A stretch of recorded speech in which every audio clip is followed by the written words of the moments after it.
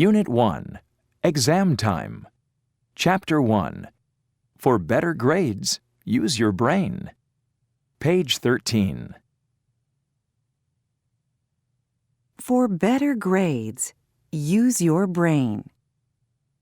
If you're like most students, you probably started this new academic year with a resolution to study harder. Now science can help you keep your resolution. Recent discoveries in brain research point to better ways to learn. How does the brain save new information? Think of the last time someone told you their phone number. Could you remember that number 5 minutes later? Probably not.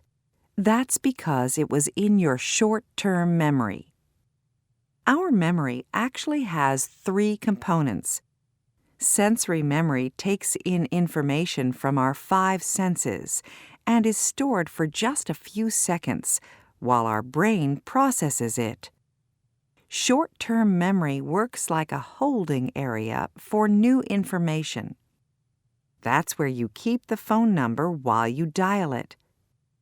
But if you can put the phone number into long-term memory, you'll remember that same phone number next week. This part of your memory holds everything, from irregular verbs to the names of all your cousins. When you study, you transfer new information into long-term memory. Every time we learn something new, the structure of the brain actually changes as we build new connections to information that we already know. When there are more connections to the new information, it's easier to find it again. Brain researchers have discovered 4 key points for effective study. 1. Make an effort. The brain remembers better when we are interested in the subject, already know a little about it, and know we will need the information in the future. 2.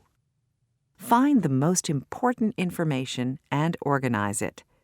Your brain can process only a limited amount of information at one time, so don't try to remember every detail.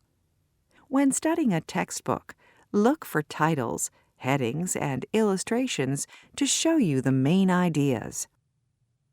3. Make the new brain connections stronger.